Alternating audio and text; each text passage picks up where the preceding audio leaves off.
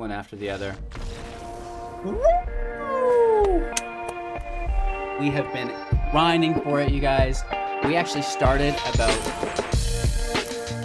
Hey everybody, welcome back. Thanks for taking the time out of your day to watch Hello Good Game. Today, we crush into the Mythic rank with only 1.5 days played into the season using Gruul, Aggro. Gruul is the combination of red and green. Aggro indicates that we will be playing aggressively, low CMC drops, playing very quick, flooding the field with creatures, and trying to hit our opponent's life total down as quickly as possible.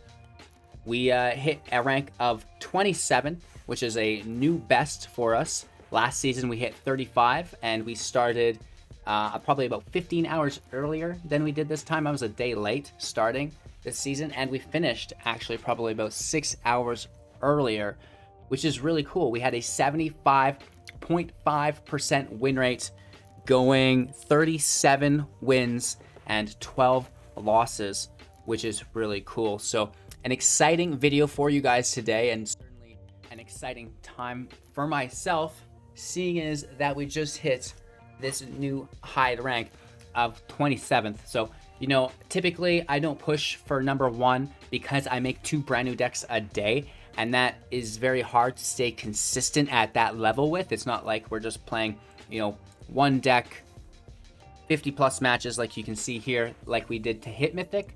So we're keeping things fresh for the rest of the season. So that's our main goal, is to just burst into Mythic and then just spread out the jank, experiment with new things, and never have to worry about our rank for the rest of the season, which is really cool.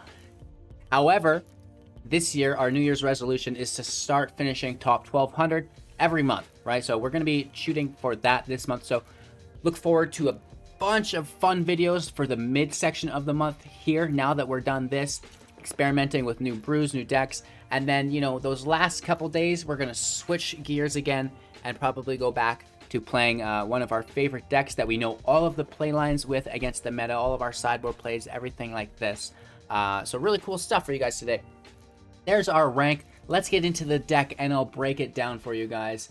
If we can find it here among my million decks, all decks historic, that'll make it a lot easier. Gruul Me Once is the deck name, like Fool Me Once, right? Because we're playing best of 3, and we do have the sideboard to break down for you guys today. So we're going to take a look at the deck list, break down all of the cards for you guys who may not be familiar with them, because we are playing historic today.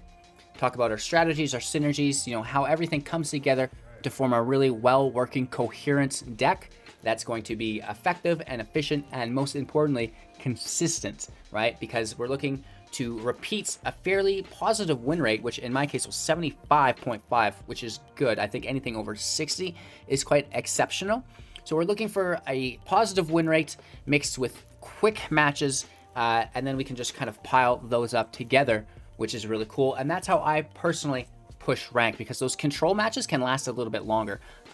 So of course we're breaking down the deck, everything that you guys need to know. If you're not interested in that, you can jump right into the gameplay footage with the chapters feature. Of course, if you guys do find any value within the video, please leave a like, and of course, maybe subscribe to the channel as well if you're interested in even more content. Getting into the deck list, though, Gruul Me Once starts out with 4 copies of Llanowar Elves. This is a 1/1 in which we can tap it to add a green source to our pool. Just your classic dork. It's going to allow you to drop things like your Collected Company and your Questing Beast, which we'll talk about in a second, a turn early, and, for that case, your 3 drops a turn early as well. So, just accelerating the pace of play, which is crucial to winning matches. 4 copies of the Pelt Collector, another 1/1, and whenever a creature you control enters the battlefield or dies, if that creature's power is greater than Pelt Collector's, put a +1/+1 on Pelt Collector, which is nice. And then as long as it has 3 or more +1/+1s, it will also have trample. This is really good because it's an effective 1-drop. You don't get much better than a 1/1, and every turn after that, it should effectively get at least another +1/+1 on it until it will receive trample, which within this deck is very nice. So, it's not the greatest value on its drop, but it gets much better. And once this becomes a 3/3 or 4/4 that you only paid 1 mana for, you can see how important the Pelt Collector is within the deck. Into our 2 drops, Burning-Tree Emissary, you know, this is an historic exclusive, a 2/2, and when it enters the battlefield, add 2 mana to your pool, 1 red, 1 green. The nice thing about this is you can use it for mana fixing right out of the gate. You can see that you can pay either 2 green or 2 red or 1 of each to cast it. So if you only have red mana or you only have green mana, this will allow you to play it and fix your mana for 1 turn, because you'll see that it adds 1 green and 1 red. So it can open up that second source for you if you are bricking in an odd way. With that being said, these can be strung together, which is really cool. And then finally, you can play another 2-drop on top of it. Into our next 2-drop, we've got a single copy of Domri's Ambush at sorcery speed to put a +1/+1 counter on target creature you control. Then that creature deals damage equal to its power to target creature or planeswalker you don't control. Only 1 copy of this in the deck as filler. We can use it to remove a planeswalker, a blocker from us, right? We don't have a lot of them in the deck. Like I said, only 1 as filler, because we really want to be consistently playing creatures every turn. Yes, the removal is important, but if our creatures are always bigger and badder, then, you know, their blockers won't mean much anyways, but it is there for that unique exception.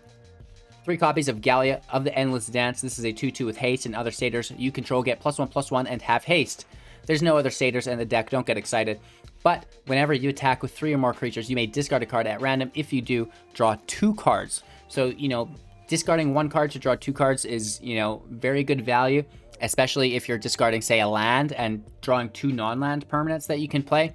It's really cool because if you have untapped mana, you can discard, have that draw effect go, and maybe pick up an Embercleave, which is in the deck as well. We'll talk about that in a second. And Embercleave has flash, so you can cast it immediately during that attack phase once Gallia is attacked. So it gives you a little bit of extra reach, and you can kind of play the lottery.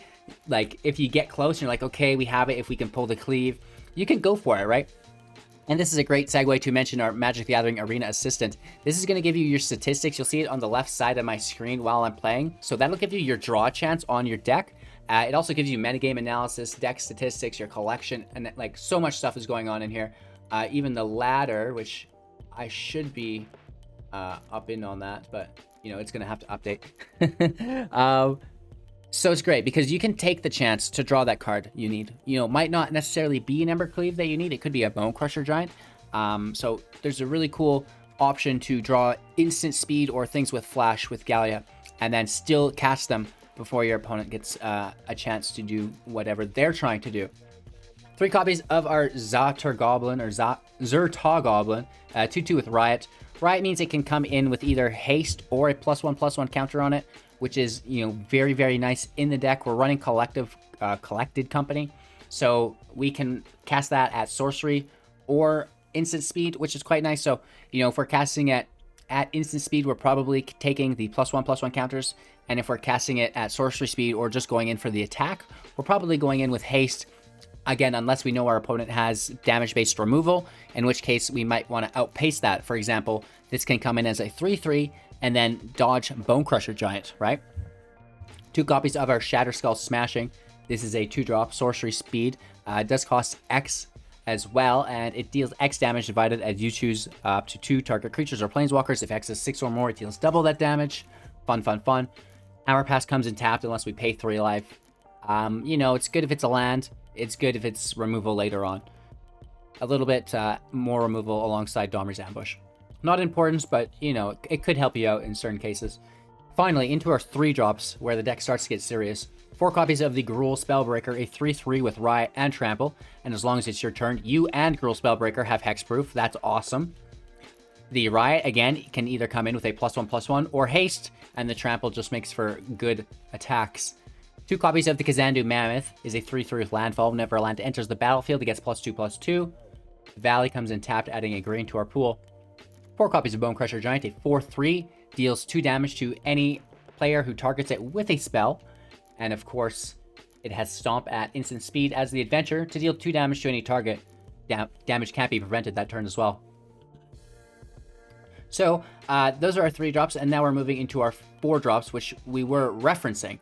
The Collected Company is great because it is instant speed. We can cast it at sorcery speed on our main phase before we attack. If we're looking for haste attackers, right? We could pull a Gruul Spellbreaker or 2, maybe a Goblin, a Gallia, something like this, to widen our attack to get in that lethal, right?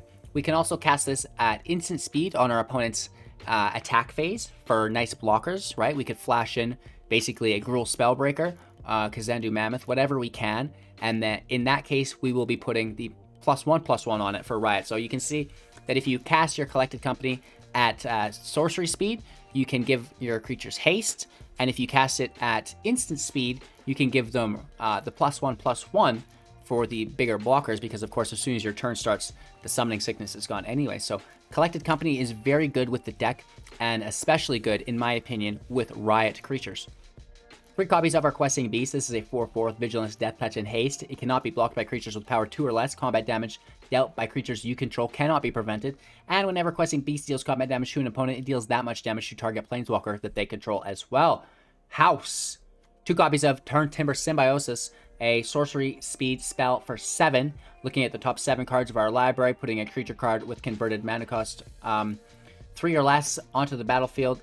It gets +3/+3, which is quite nice. Of course, if it is 3 or more, 4 or more, I should say, it won't get those tokens, but it still can enter. So allowing you to pull any creature into the field, and if it's a itty bitty creature, which, you know, about 90% of our creatures are, it's going to get +3/+3, which is quite nice. So, you know, imagine a Spellbreaker that comes in as a 7/7. Going to be quite formidable after that point if they can't deal with it. And then, of course, we have 3 copies of Embercleave, a legendary artifact for 6 with flash, costing 1 less to cast for each attacking creature we control. When it enters the battlefield, equip it, and equipped creature gets +1/+1, has double strike and trample. The re-equip cost is 3 at sorcery speed, of course, only. So this, you know, just is the cherry on top. We go wide with creatures. You know, obviously, each creature that attacks reduces the cost of Embercleave. We can cast it on turn 3 if we have 3 attackers, which is quite nice. Embercleave is also quite acceptable on Questing Beast because of the Death Touch. So whenever you have First Strike, or I should say Double Strike, it doesn't matter. First Strike and Double Strike are very similar. It's the same rule. It follows the same rule, I should say, with the Death Touch and Trample. So you'll only need to deal 1 First Strike damage with Death Touch to the blocker, and then the rest of the damage actually gets to go in with the Trample to the opponent, which is quite nice. And then the full Second Strike, of course, here will go through as well, since we're using Embercleave. That's really nice, right? So, you know, the Questing Beast goes to 5/5 with double strike. It's got Death Touch, so your opponent's going to block. It deals 1 damage to each blocker. Your opponent probably doesn't know this, so you're going to get probably 9 damage in with your Questing Beast if you can get an Embercleave equipped to it if they single block, which is really nice. With that being said, you know, just go as wide as you can, as fast as you can. Find your Embercleave and smash your opponent. Game 1 is nothing but speed and aggression. It kind of differs now when we start looking at our sideboard. And let's break that down now. We have 3 copies of Grafdigger's Cage, an artifact for 1. Creature cards in graveyards and libraries can't enter the battlefield. Players can't cast spells from graveyards or libraries. So the first thing that we need to note here is that it directly shuts down our Collected Company at instant speed. You know, we're pulling creatures from our library. The cage states that we cannot do that. So, you know, it makes a great sideboard to take 3 cages out, or sorry, put 3 cages in and take 3 companies out across the board, because now we're not shutting ourselves down, and we're shutting down those other decks. We're shutting down, you know, anything with escape, the Luris, any graveyard recursion, you know, things like Muxus is getting shut down as well, which is really annoying in Historic for the Goblins. So, you know, the cage does quite a bit of work, you know, against any deck that's using recursion. We see the Mardu aggro that uses graveyard recursion through the Dreadhorde Arcanist and Feather. So, you know, the cage sadly does not shut down Feather, but it will shut down the Arcanist. And yeah, so typically I will put in 3 copies of the cage, take out 3 copies of the company, as long as, you know, our opponent is on the play. If we're on the play, we may want to just go full aggro, but then again, you can still just take the chance and run it, because there's nothing worse than a turn 3 Muxus. Anyways, 3 copies of Abrade, choose 1 at instant speed for 2, dealing 3 damage to any creature, or destroy target artifact. This is really good in mirror matches. You know, to be able to destroy a creature, that's great. and destroy target artifact at instant speed. So the Embercleave is a legendary artifact, obviously, so we can pick that off. We can pick the Great Henge off. You know, maybe even the Cat Oven potentially can go against the sacrifice decks. Lots of things can be killed through the artifact destruction, and it's even better, like I said, in the mirror match because you have protection from Embercleave, and you can even pick off their creatures. If your opponent is using Grafdigger Cage against you, you know, you can abrade that, but again, typically we would just sideboard our company out and not worry about it. 3 copies of the Scavenging Ooze, a 2/2, in which we can pay 1 to exile target card from a graveyard. If it was a creature card, put a +1/+1 counter on the Ooze and gain 1 life. Again, anytime we need to hate on our opponent's graveyard, whether they're playing Kroxa, whether they're playing Uro, whether they're playing, you know, the Cauldron Familiar, any form of graveyard recursion, the Scavenging Ooze goes into play because we can take those cards away from our opponent, which is really, really nice. 3 copies of our Rampaging Ferocidon, a 3/3 with Menace. Players can't gain life, which is absolutely amazing. And whenever another creature enters the battlefield, Rampaging Ferocidon deals 1 damage to that creature's controller. I mentioned hating on goblins because you're going to see that a lot in your play queues if you're playing Historic. The Ferocidon is absolutely amazing for me for this fact because goblin players look to flood the field with goblins, and if they're taking 1 damage for each goblin they put on the field, that really sucks. Krenko Mob Boss floods with tokens, and each token will trigger the Ferocidon. So if we can get 1 out, we're in good luck. If we can get 2 out, that's almost good game. The God of Destiny as well, a 4/5 for 3, indestructible. As long as your devotion to red and green is less than 7, it's not a creature. At the beginning of pre-combat main phase, exile target card from a graveyard. If it was a land, add a mana within red or green. Otherwise, gain 2 life and deal 2 damage to each opponent. So if you exile a land, you get mana, and if you exile anything else, you get 2 life and deal 2 damage, which is really nice. So any control matchup, you know, that you want to go the distance with, and you're probably going to run out of card advantage, the God of Destiny is great. It just kind of puts them on that timer, right? 2 copies of our Chandra, Torch of Defiance, 4 loyalty, +1, exile top card of your library. You may cast that card. If you don't, Chandra deals 2 damage to each opponent. So, you know, just more damage to put out every turn that's not creature based, which is quite nice. And it's a little bit of a draw engine for you as well. Of course, we have another +1 ability to add 2 red to our pool. Probably not using that too much. And -3, Chandra deals 4 damage to target creature. That's our main get here in many cases. If there's anything that we can't kill, Chandra can do that for us. -7, you get an emblem with whenever you cast a spell. This emblem deals 5 damage to any target. So, you know, obviously we are just doing the plus to try to get to the -7 unless we need removal. And again, that's going to be one of those control matchup cards for us. So that's the sideboard. You guys will get really good at playing it. Typically, I'm just hating on the decks that I lose to or need a little bit of help to beat. So, you know, against anything with control or mass removal, the God of Destiny, because we're getting that damage throughout the game. Any matchup that has lots of life gain, no, the Ferocidon to shut that down. If it's goblins, we put that in to kill them because they'll just go too hard. The cage, you know, that shuts down so many things like we talked about. And if there's any artifacts that you need to remove, like the Embercleave in a mirror matchup, the Abrade does a good job there too. So, you know, that's your sideboard. That's your main board. Still the same strategy always. Don't worry too much about your opponent. Worry about your own game plan. Go wide. Put the cleave on. Smash your opponent. If you get a company, try to cast it on their attack phase, right? Once they've declared their attackers, you can cast your company, and then, you know, you get some blocks in. Positive value because now they are losing those cards. Your guys survived, and they immediately lose their summoning sickness and can apply the pressure. So, you know, collected company instant speed is better than sorcery, but if you have to do it sorcery speed, go ahead as well. We do have the Llanowar Ruins as well, in which we can sack for 5 to deal 2 damage to each opponent. So a little bit more reach within our land, but, you know, you're not going to be relying on that consistently. That's the deck list, you guys. Thanks for watching. I hope you guys enjoy our match and us hitting our new top Mythic ranked ever. 27th. So, you know, if you find any value, make sure to like, comment, subscribe, share the channel to a friend, and, you know, we'll be back soon with our closing thoughts. All right, ladies and gentlemen, this is for all of the marbles. The hand doesn't look good, but it could be a lot worse. Ooh, Soul Tie. I don't like that. I do not like that. They are in platinum, though, so they've not thresholded into the Glory Land.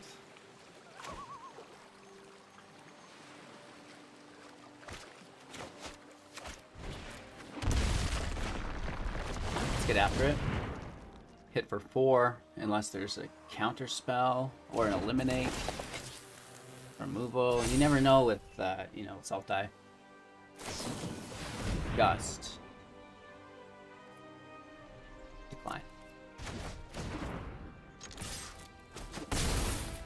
Okay. Throw Spiral, sure. More land, annoying. Thoughtseize. Cleave is gone. They might take the Giant, but probably the Cleave. Really? They paid life for that, which is nice. But they're going to gain a bunch of it back. And they were scared of that Giant.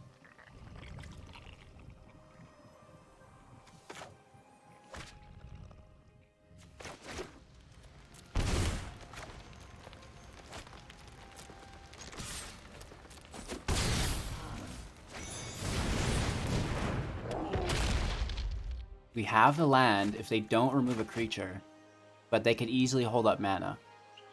They know we have it. They see our entire hand and they see the field. So we're doing our best. Just applying as much pressure as we can, trying to break them. And Narset might do just that. We're hitting for 10, 12 damage here. Holy. Oh, better yet.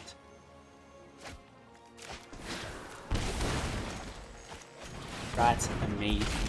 10 damage. We miss a couple, but now we're killing Narset too. Decline. I want to keep that cleave right there, please and thank you. Narset's gone. Whew, 3 cards in hand. It needs to be removable. Throw Spiral doesn't do it. There's the land, reopens the event up. No! Yes! Okay. Woo!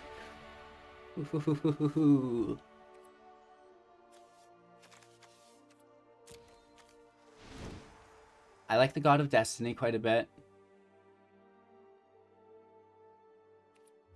And I like the Ooze. I don't think we should play the Cage. So we'll drop across the board. We like the haste after wipes quite a bit. So we try to wipe things without haste to the sideboard. Cage is an option. Because you know they're playing Uro.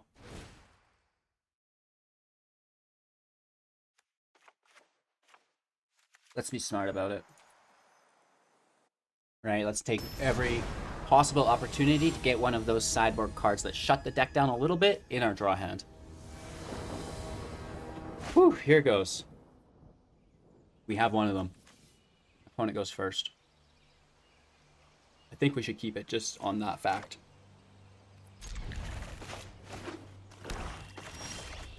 Of course, they probably have a Thoughtseize, which is hurtful beyond all things. And we don't want to play the Ooze until they've played Uro.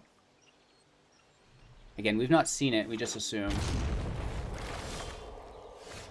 Oh, we have 2 of them, which actually opens up that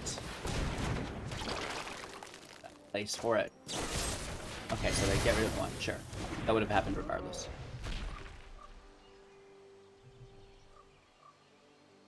We're gonna go in with a Spellbreaker now. Hopefully there's no Thoughtseize. Oh! Always. They are paying life for this. Shoot.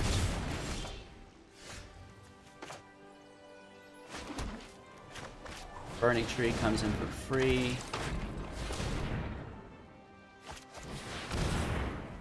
Let's just start hitting. Down to 15, 4 cards in hand. Here comes Uro. That's the 5th card in their graveyard as well. Maybe it's just a Nissa. Oh, it's a Growth Spiral. Really? What is happening to us? I don't want to cleave. I'm sure there's a Gust.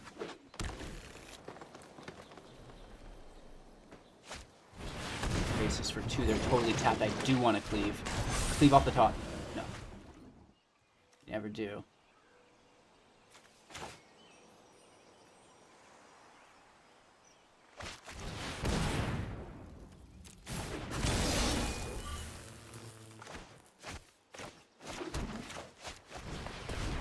Too bad that's not Pelt Collector.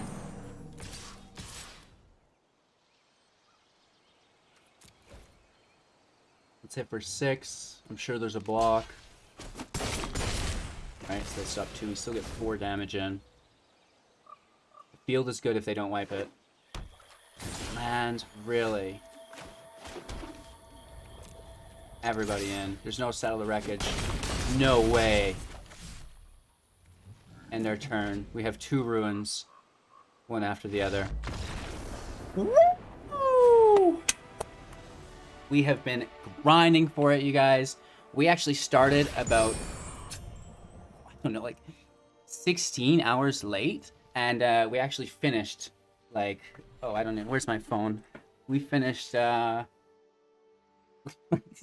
hours early, or 6 or 7 hours early. I finished, and I started like probably 15 hours late. So this was a very enjoyable experience. You'll see the win streak above my head. A little hiccup here and there, but we've absolutely steamrolled our way into Mythic. And let's see what this rank happens to be when we can finally load it up. If you did find any value within the video, make sure to like it, subscribe to the channel for even more content, and you know, go ahead and throw a comment down there if you will as well. We've got free-to-play content on the channel, you know, top-tier Mythic decks for you guys. And, oh, not deck, that's wrong here. Boom! Rank 27, you guys. Amazing. Thank you so much for your support, and, you know, I really appreciate it. Take care, and we'll see you in the next video.